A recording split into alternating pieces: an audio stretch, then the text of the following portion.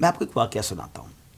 زیب خان نامی ایک شخص ہے، غریب بھی ہے، اور اچانک اس کے گھر میں ایک پرابلم یہ ہو جاتی ہے کہ اس کے والد صاحب بیمار ہو جاتے ہیں۔ ڈاکٹرز کے پاس جاتے ہیں تو ڈاکٹر کہتے ہیں آپریشن کروانا ہوگا، اور آپریشن کے لیے ہزاروں روپوں کی ضرورت ہے۔ غریب آدمی تھا، پیسے کچھ بھی نہیں تھے ہاتھ میں، پریشانی میں تھا کہ میں کسی سے جا کر قرض مانگوں، مگر اچانک انٹرنیٹ پر اس کی نظر ایک ایسی اپلیکیشن پر پڑتی ہے جو لون دیتی ہے۔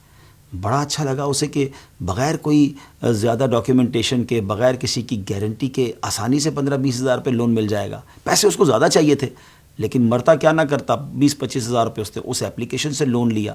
جیسے ہی لون لیا تو اس کی نظر فوراً ایک اور اپلیکیشن پر پڑتی ہے، وہاں سے بھی 20 ہزار لون مل گیا۔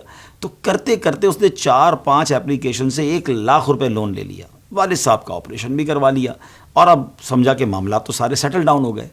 مگر جناب، معاملات حل نہیں ہوئے تھے، معاملات اور پیچیدہ ہو گئے، کیونکہ یہ جو لون اپلیکیشنز ہیں، ان کا جو انداز ہے لگتا بڑا آسان ہے، مگر پیچھے ایک سود کا جال ہوتا ہے جس میں انسان پھنس کر رہ جاتا ہے۔ دیکھتے ہی دیکھتے اب مطالبے شروع ہوئے، ان کی ریکوری ٹیم نے رابطہ کرنا شروع کیا، اور پتہ یہ چلا کہ جناب 20 ہزار کے لون پر 20 ہزار نہیں، کئی لاکھ واپس دینے پڑیں گے۔ اب جب دھمکیاں ملنے لگیں اور گھر کی معلومات باہر دینے کی باتیں شروع ہو گئی، پتہ چلا کہ ایسے سسٹم ہوتے ہیں کہ ٹیلی فون کے سارے ڈیٹا ان کے پاس چلا گیا، خاندان کی خواتین کی تصاویر بھی ان کے پاس چلی گئی، اور اب عجب انداز سے زیب خان صاحب کو پریشر دیا جانے لگا۔ آپ یقین کریں، وہ شخص جس کے پاس والد کے آپریشن کے لیے چند ہزار روپے نہیں تھے، اب اس نے اور لوگوں سے قرض لے کے اپنی عزت بچانے کے لیے ان اپلیکیشنز والوں کو پیسے لوٹانا شروع کیے۔ اور کچھ عرصے کے بعد جب اس نے کیلکولیٹ کیا تو پتہ چلا کہ جو 5 اپلیکیشن سے 1 لاکھ روپے لیے تھے، اس کی جگہ 5 لاکھ تو وہ پیمنٹ کر چکے، مگر اصل رقم اب بھی باقی ہے، اور سود ہے کہ رک نہیں رہا، میٹر ہے کہ چلتا جا رہا ہے۔ نہ راتوں کی نیند باقی بچی، نہ دل کا سکون باقی بچا۔ زیب خان اتنا پریشان ہو گیا کہ ایک وقت آیا کہ اس نے خودکشی کر لی۔ پیسے بھی بہت سارے چلے گئے، اور بندہ بھی دنیا سے چلا گیا۔ یقیناً یہ زیادتی ہے، یہ ظلم ہے ان اپلیکیشنز والوں کی کہ جو اس طرح لوگوں کو پھانستے ہیں۔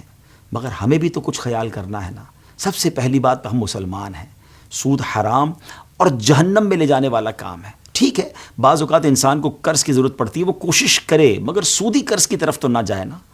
اور پہلے کوشش یہ کرنی چاہیے کہ محنت مزدوری کر کے، اور بعض اوقات تو کچھ لوگ سستی، کاہلی اور کام نہ کرنے کی وجہ سے بھی کئی مشکلوں کا شکار ہوتے ہیں۔ اگر بندہ خوددار ہو، کام میں، مزدوری میں، اور کوشش کرتا رہے تو اللہ پاک راستے آسان کر دیتا ہے۔